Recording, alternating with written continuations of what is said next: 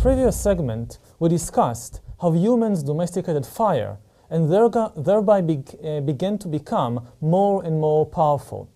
At that stage, however, there are still many species of humans on planet Earth, and though fire made them more powerful and more important than before, they still remained relatively insignificant animals with little impact upon the ecosystem. The real revolution in the status of humans came only after the appearance of our own species, Homo sapiens. Our species evolved in East Africa sometime between 300,000 years ago and 200,000 years ago. The exact date is not known for sure, and scholars have endless argument about it in books and articles and conferences, so they don't really agree whether the first animal that can be called Homo sapiens, whether it appeared around 300,000 years ago or 200,000 years ago. But almost all scholars agree that by 150,000 years ago, East Africa was populated by Homo sapiens that looked basically exactly like you and me. Scholars also agree that around 70,000 years ago, some of these sapiens left East Africa and reached the Middle East. And from the Middle East, they quickly spread all over the Eurasian landmass. The Eurasian landmass includes Europe and Asia together. When Homo sapiens arrived in the Middle East, most of Eurasia was already populated by other humans, by the Neanderthals and Homo erectus and Homo soloensis and so forth. What happened to them? This is one of history's biggest and most important questions. What happened to all the other human species? Well, there are two conflicting theories. One theory is called the interbreeding theory. It tells about interbreeding between sapiens and the other species. It argues that as sapiens spread around the world, they bred with other human species, and that people today are the result of this interbreeding. For example, when sapiens reached the Middle East and Europe, they encountered a local population of Neanderthals. Neanderthals, which we discussed earlier, they were humans that were more muscular and better adapted to the cold climates of Europe and the Middle East than sapiens. Neanderthals also had bigger brains than the brains of sapiens. They used tools, they used fire, and they were quite good at hunting all kinds of animals. How did Neanderthals look like? Well, you've probably all seen a caricature of Neanderthals, because caricaturists like Neanderthals very much. They usually depict them as brute and stupid cavemen. But according to the best evidence we have today, Neanderthals may actually have looked like this image that you can now see. This is a speculative reconstruction, but it is based on the remains of a real Neanderthal child whose remains archaeologists have discovered. There is also genetic evidence that at least some of the Neanderthals had fair skin and fair hair. So this is actually a better image of how Neanderthals look like than the usual caricature. According to the interbreeding theory, when Homo sapiens spread into Neanderthal lands in the Middle East and Europe, what happened was that the sapiens and Neanderthals bred, and the two populations basically merged to form a single population. If this is indeed the case, this means that Europeans and Middle Eastern people are not pure sapiens, but they are in fact a mixture of sapiens and Neanderthals. Similarly, according to the interbreeding theory, when sapiens reached China about 60,000 years ago, they met and bred there with the local population of Homo erectus and Homo denisova, and merged with them, so that Chinese and people in East Asia in general are also not pure sapiens, but a mixture of sapiens and erectus. The only people who are really pure sapiens may be Africans. So this is one theory, the interbreeding theory. The opposite view is called the replacement theory. And the replacement theory tells a very different story. It tells a story of incompatibility, of revulsion, and perhaps even of genocide. According to the replacement theory, there was no sex between sapiens and other human species like the Neanderthals or the Erectus. Sapiens and Neanderthals had different anatomies. They most likely had different mating habits. They may even had different body odors. And in any case, they had very little sexual interest in having sex with somebody from the other population, from the other species. Even if some Neanderthal Romeo met and fell in love with a sapiens Juliet, and they even had children together, then these children were infertile, according to the replacement theory. Just as donkeys and horses may mate, but they can produce only infertile mules, so a Neanderthal Romeo and a sapiens Juliet could produce only infertile crossbreeds. The two populations, according to the replacement theory, the two populations of sapiens and Neanderthals therefore remained completely distinct, the one from the other, and when the Neanderthals died out, their genes died with them. They were an evolutionary dead end. According to this view, sapiens replaced the other human populations in the world without merging with them. And if this is the case, this means that all living humans today, not just Africans, are pure sapiens. All living humans today share exactly the same ancestors, exactly the same great-great-great-grandmothers and grandfathers who lived only in East Africa about 70,000 years ago. So these are the two main theories.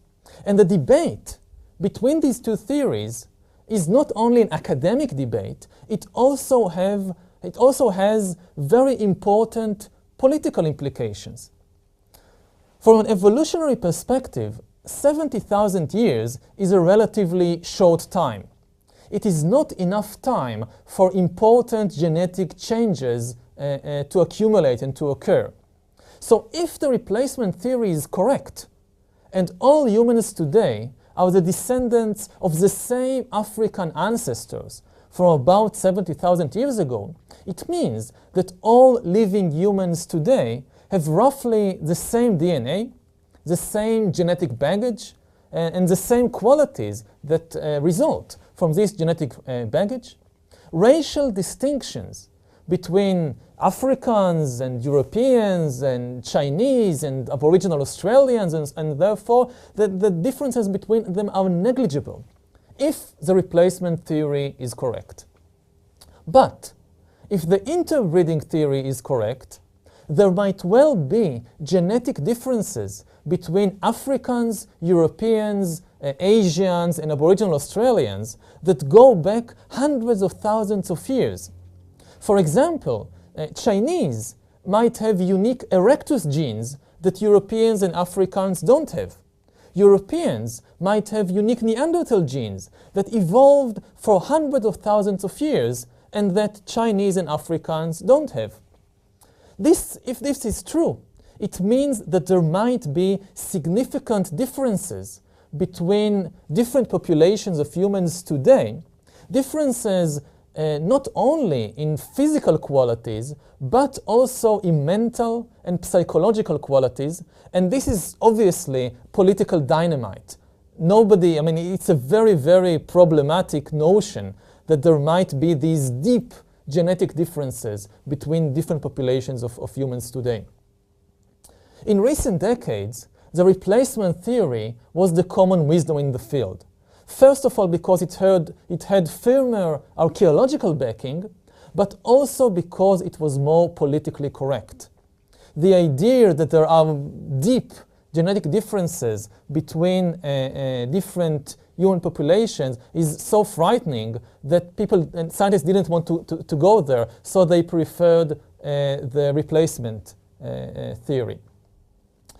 But this ended in about 3 years ago, in 2010, when the results of a 4-year effort to map the Neanderthal genome were published.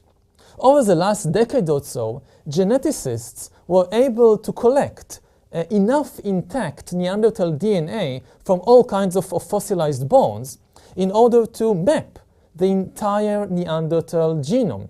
They took DNA from Neanderthal bones from this cave and from that cave and mapped the DNA. And today we have an entire map of the Neanderthal genome. And then what scientists did was to take this Neanderthal genome and compare it with the genome, the DNA of people living nowadays. And the results stunned the academic community. It turned out that about 4% of the unique human genes of modern people in the Middle East and Europe are actually Neanderthal genes. Now, 4% is not a huge amount, but it's not zero either. If this was not enough, then after a few months, a second shockwave came over the academic community when DNA extracted from the fossilized finger bone from the Denisova cave showed that up to 6% of the unique human genes of modern Melanesians and Aboriginal Australians are actually Denisovan genes. If these results are valid, and it's very important to keep in mind that these are very new results, and all the time there is more evidence and more research being done, so we should be careful about jumping to conclusions. But still, if these results are valid, it means that there were at least some sexual encounters between sapiens, Neanderthals, and Denisovans that resulted in the birth of fertile offspring, as that there are people today whose great-great-grandmothers and grandfathers were Neanderthals and Denisovans, and maybe other human species also. So the interbreeding theory has at least some truth in it. That doesn't mean, however, that the replacement theory is completely wrong. Since Neanderthals and Denisovans, even according to these new findings, they contributed only a very small percentage of our modern DNA, only 4% to 6%, it is impossible to speak about a real merger between sapiens and other species. If there was actual merger between the populations, like Europeans were a merger of Neanderthals and sapiens, we should have seen 40%, 50% Neanderthal genes and not 4%. So it seems that although the differences between sapiens and Neanderthals were not large enough to completely prevent fertile intercourse, they were still sufficient to make such fertile sexual contacts pretty rare. The populations, the ancient populations of sapiens and Neanderthals, they may have intermingled to a certain extent, but they did not merge. They remained distinct populations, distinct groups. Now, if this is the case, how should we actually understand the biological relations between sapiens, Neanderthals, and Denisovans? Were they distinct species, or were they just different populations of the same species, different races of the same species? Now, given the new evidence, it is quite clear that sapiens and Neanderthals were not completely different species like horses and donkeys, because obviously we saw that they could have had fertile sexual intercourse. On the other hand, it would also be a mistake to view them as simply different populations of the same species, like bulldogs and spaniels. The truth is that biological reality is not black and white. It's complex. There are important gray areas in the way that we catalog and classify animals. The thing is, what you need to understand is that every two species that evolved from a common ancestor, such as horses and donkeys, were at one time just two populations of the same species, like bulldogs and spaniels. That with time, the two populations became more and more different from each other, more and more genetic mutations in the one remained just in this population and were not shared with the other population. So they became more and more different until they became completely distinct and went their separate evolutionary ways and became different species. But during this process of two populations becoming more and more and more and more different until they are different species, there must have been a point in time when the two populations were already quite different from one another, but were still capable on rare occasions of having sex and producing fertile offspring. Then another gene or two mutated, changed, and this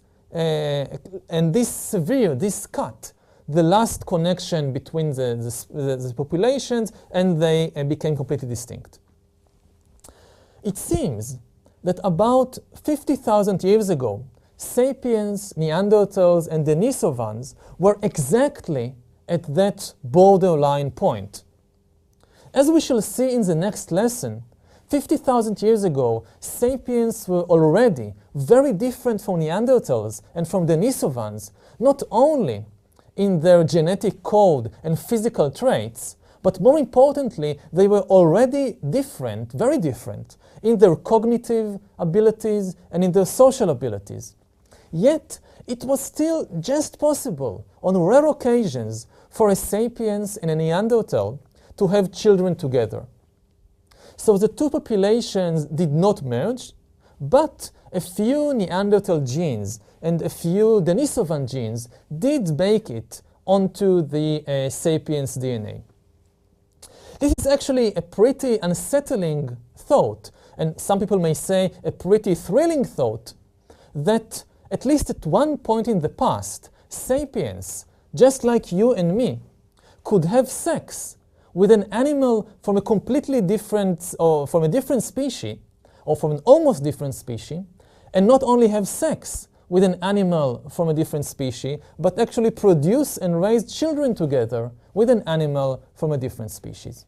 And it's interesting to think about it because, as we'll see in the last lesson of this course, when we reach the 21st century, we may be returning to that point in time when there are different species in humans in the world, and so the relations between them should be of great interest to us. As we'll see in the last lesson of this course, we might have more than one human species in the world in the next few decades.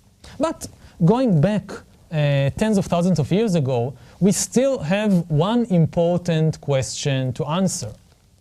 If the Neanderthals did not simply merge with sapiens, what exactly happened to them? Why did they vanish? One possibility is that Neanderthals became extinct because Homo sapiens outcompeted them. Now, what does it mean, Homo sapiens outcompeted them? Well, imagine that, say, 40,000 years ago, sapiens from the Middle East arrive to a Balkan valley, a valley in Greece or Bulgaria of today, where Neanderthals have been living for countless generations in the past. These newcomers, these sapiens from Africa, they of course have to eat. So they start hunting the local deer, and they start picking the local mushrooms and the nuts and the fruits and so forth, and they eat them. But this is exactly the food that Neanderthals too rely upon in order to survive. So the two species start to compete for the same food resources, for the same deer, for the same turtles, for the same frogs, for the same berries and fruits and nuts and so forth. And if sapiens, as we shall see in the next lesson, were already more sophisticated than Neanderthals in their techniques of hunting and gathering, this means that with time, sapiens had more of the food and ate more, and bred, and their population grew. Whereas Neanderthals were left with less and less food, their population dwindled, and eventually they disappeared, except for perhaps for one or two individuals from the Neanderthal band which somehow managed to join the Sapiens band, and this is how their genes came to us. So this is one possibility of how the Neanderthals disappeared. Another possibility is that the competition between Sapiens and Neanderthal for the same food resources, it was not peaceful and quiet, but it flared up into violence and war and genocide. And this is quite a likely scenario because tolerance is not a Sapiens trademark, is not a human trademark. When you think about our species, Homo sapiens, what is the first thing that comes to your mind? Intelligent, yes. Sophisticated, yes. Ingenious, yes. But tolerant, no. Not us Homo sapiens. We are not a very tolerant species. In modern times, even a small difference of skin color, or dialect, or religion had been enough to prompt one group of sapiens to go about exterminating another group of sapiens. Would ancient sapiens have been more tolerant towards neighbors from a completely different human species? It's unlikely.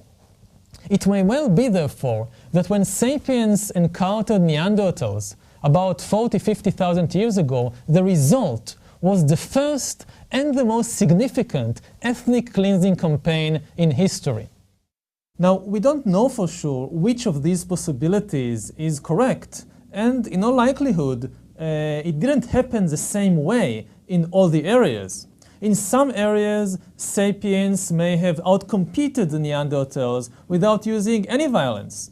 In other areas, they may have used some violence, a little violence, and in still other areas, they may have used a lot of violence and they actually drove away or exterminated the Neanderthal by force. Whichever way it happened, the Neanderthals disappeared. And their disappearance posed one of history's great what-if questions. What would have happened if things had turned out otherwise? Imagine how things might have looked like if the Neanderthals have survived alongside Homo sapiens. What kind of world, what kind of cultures, societies, and political structures would have emerged in a world where several different human species coexisted side by side? What if, in addition to the differences between Africans and Europeans, between Christians and Muslims, between rich and poor, between men and women, we also had to deal with the difference between sapiens and Neanderthals in our world today? How, for example, would religions have unfolded? Take Christianity.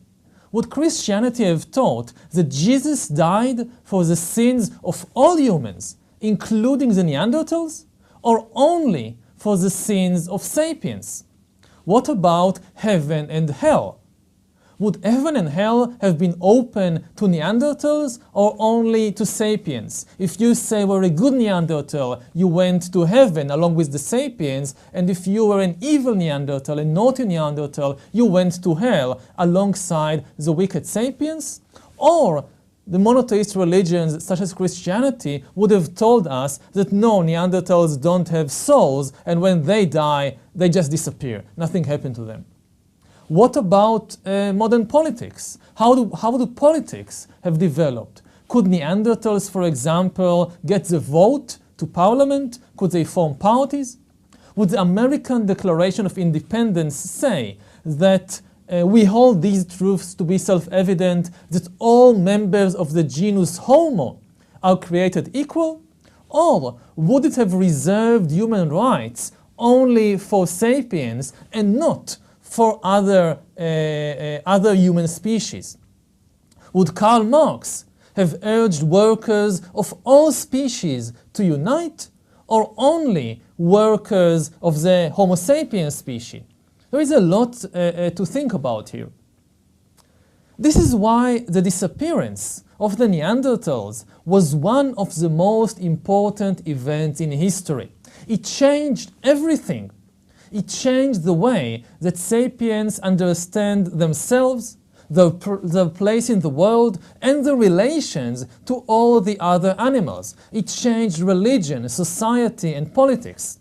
Over the years, what happened is that Homo sapiens has grown so accustomed to being the only human species around that it's hard for us today even to conceive of any other possibility.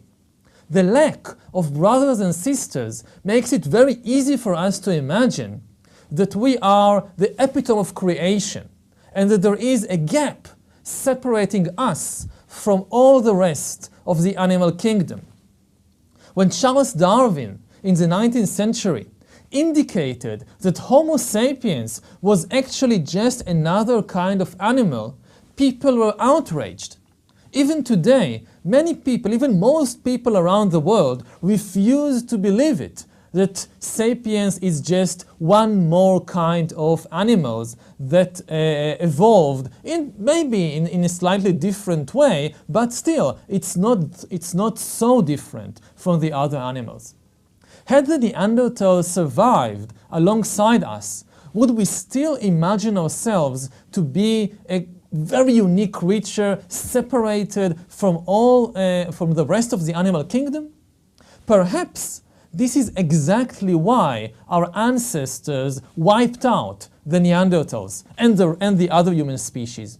They were too familiar to us to simply ignore them, but they were too different from us to tolerate their existence. So the solution was to exterminate them. We don't know it for sure. It's just a speculation. What we do know for sure is that whether sapiens are to blame or not, no sooner had sapiens arrived at a particular location on planet Earth than the native population of other human species went extinct.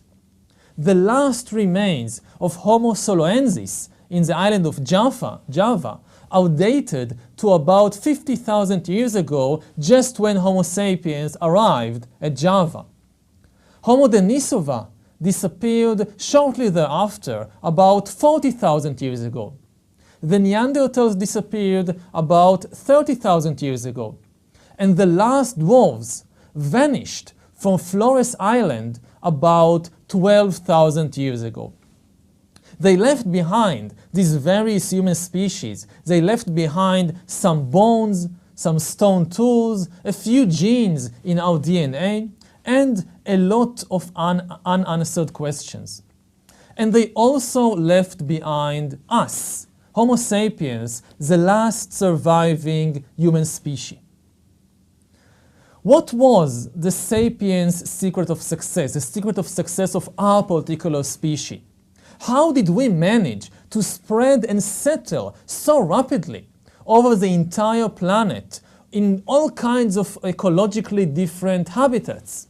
How did we, Homo sapiens, push all other human species to extinction? How come even the strong Neanderthals who had big brains and were better adapted to the cold climate of Europe and the Middle East, how did even then failed to survive our onslaught? This will be the subject of the next lesson.